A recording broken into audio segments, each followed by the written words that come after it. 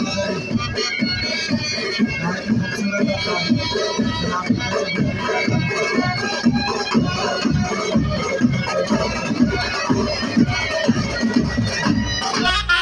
ونې بوټي واورې او ګلونه مې وطن دی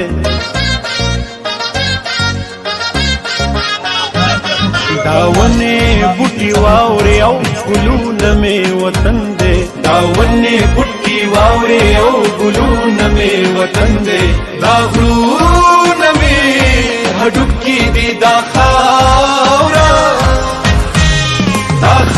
مې بدن دی دا خاوره مې بدن دی دا خاوره مې بدن دی دل دل پاکستان جا جا پاکستان دل دل پاکستان جا جا پاکستان دل دل پاکستان جا جا پاکستان دل دل پاکستان جا جا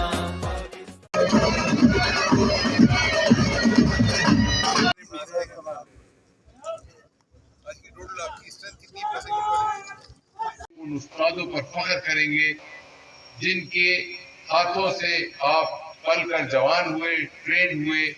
और अपना खून पसीना बहाने के लिए तैयार हैं। और इस सूबे के अवाम को वो एहसास तहफ़्फ़ुज़ आप देंगे जिसके वो ख्वाहिशमंद है और जिसके लिए दुनिया ने हमेशा खैबर पख्तूनख्वा पुलिस को एक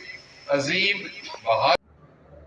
اعوذ بالله من الشیطان الرجیم بسم الله الرحمن الرحیم ګرانو کتونکو سرفراز دراني په خیبر نیوز سره او تاسو ته د نوخار خاورې سره تاسو ته مننه سلامونه قدرمنو دلته چې موږ راغلي د نوخار نه مخکې چې زړه مینه ده یو وټول جی علاقه ده او یو پاسینګ سنټر ته موږ راغلي او موږ خپل په خیبر پختونخوا پولیس باندې ډېر فخر کوو چې موږ لپاره ډېر د فخر خبره ده دلته چې موږ سره نن دلته چې یو پاسینګ سنټر یو پروګرام شوی دی او دلته موږ سره طاهر خان دلته موږ سره ولاړ دی راځي لوګي طاهر خان سره لوګي پاسینګ سنټر په حواله باندې څه خبرې کوو السلام علیکم حاجی پولیس کې ګران هیڅ نشته د ټولو نه مخکې چې کم دی نو دا د جوان حوصله ده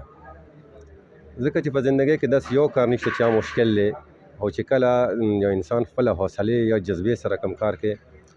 نو د دنیا په مخ باندې داسې یو کار نشته چې هغه ګراني سر دا راته وایي چې پولیس کې چې لکه یو سړی بھرتي شي یا تقریبا 18 سالي یا 22 سالي یا 24 سالي تاسو هغه ټریننګ ورکوئ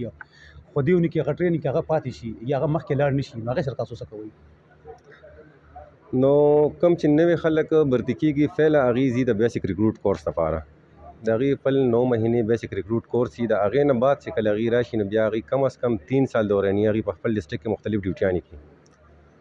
هغې نه بعد زمونږ د ایلیټ فورس دا کیټګري ده چې کم سړی 3 کاله نوکري په ډسټرکټ کې وشي د هغې نه بعد زمونږ ټیم ځي د هغه کسانو سلیکشن کي هغې کې چې کم فزیکل فټ کسان دي هغه کسانو سلیکشن کې هغه کسان چې کم بیا دي نه د ایلیټ فورس ته راځي خوشحاله اوسئ قدرمنو فضل اکبر صاحب هم جي ولاړ دی او ډېر خاندي خوشحالېږي او نن جي خوشحاله هم دی نو راځي لږ د دې سره جي پاسینګ سنټر په حواله باندې څه خبرې کوو فضل اکبر صاحب خوشحاله اوسئ جي آباد اوسئ جي د پاسینګ سنټر په حواله باندې لږ موږ سره خبره باندې رڼا واچوئ دراني صاحب ټولو نه اول خو ستاسو د نیوز او ستاسو ملګرو ډېره شکریا څنګه چې استاد جي طاهر علي خان وې چیف لا انسټرکټر دی او نن چې کم پاسینګ آوټ وشو د دې استادانو او د دې په کافی مهنت سره د دې چې کم دا کم کسان ټریننګ کړو او کم زمشد ازلادي د ان ټرینو دې ډېر ښه طریقې سره ټرین کو تاسو خپل مو کو تو آی جی صاحب هم راغلی نور افسران مشران هم راغلي ان شاء الله دا زموږ د کې پی کې پولیس مورال د وچتیدو لپاره د هغې په بیک باندې د دې استادانو د دې طاهر خان دی د ټول سټاف لاس دی او الله دې داسې کامیاب لري چې دهشتګردۍ او دیگر نورو کارونو خلاف چې کوم دی د سینه تان کر ولاړ وي او په همدغسې جذبې سره